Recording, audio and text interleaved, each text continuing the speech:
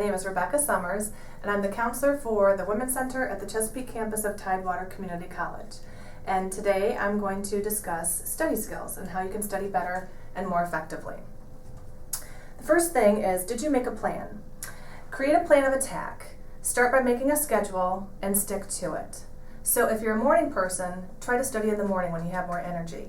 If you're a night owl, it makes more sense to study at night. But at any rate, it's important to stick to your plan and then revise it as needed. The next important step is, do you know what you need to study? Do you know what you don't know?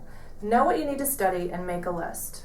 Make sure you know exactly what needs to be studied, and as you study, cross it off your list. This will help you make sure that you're studying everything.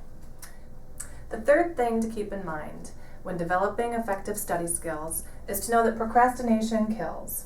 Don't wait to study for a test. What you should be doing is studying a little bit each day, whether it's 20 minutes right after your class ends or 20 minutes before you go into your class, along with your morning study time and your nighttime study time.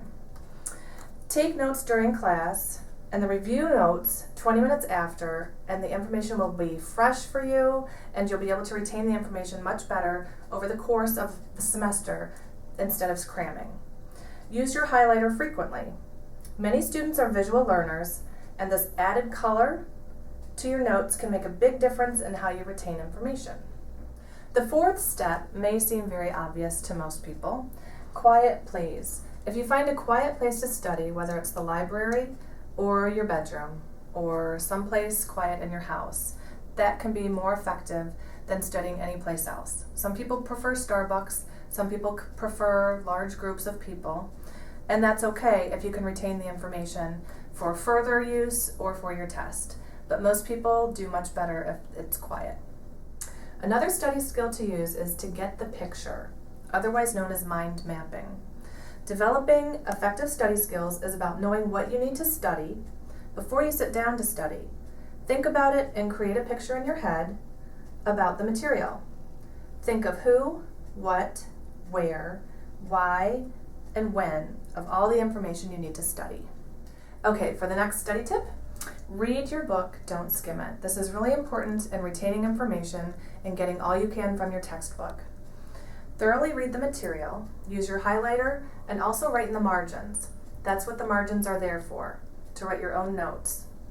When you come across important information, stop and make sure you're understanding it correctly. This is reading actively. If the information is bold or if it's in italics, that means that the author wants you to pay extra attention to it. So be sure to pay extra attention to that. What was that refers to? What did you just read? Do you understand it? Do you understand it logically? Stop throughout the reading to recall the information. Make sure you are absorbing the information that you read. Ask yourself if it's truly making sense to you. Try to repeat back the information you just read in your own words, and even better yet, try to tell someone else what you just read in your own words and teach them what you just read. Last but not least is taking notes. Note-taking is an important skill to studying effectively. Take notes logically and legibly. If you take notes that are scribbled and then you go back to study, you probably won't be able to understand what you wrote in your notebook. Some students take their notes and then they go home and they type them out. This is especially good for kinesthetic learners and tactile learners. It exposes them to the class material again. So following all of these different study skills will help you use your time effectively. Developing effective study skills sounds like a lot of work, but once you get the hang of all of this, you'll do just fine.